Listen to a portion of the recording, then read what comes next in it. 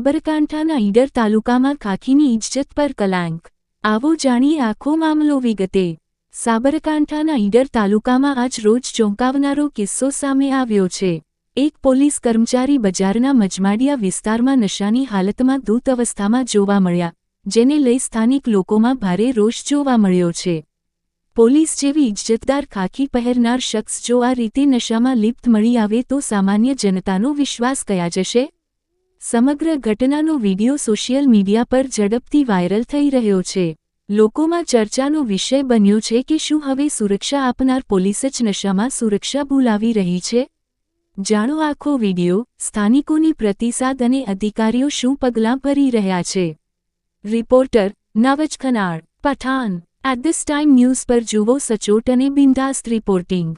Comment કરીને આપનો મત આપો। આવું વધુ જાણવા માટે ચેનલને સબસ્ક્રાઇબ કરો અને બેલ આઇકન દબાવો।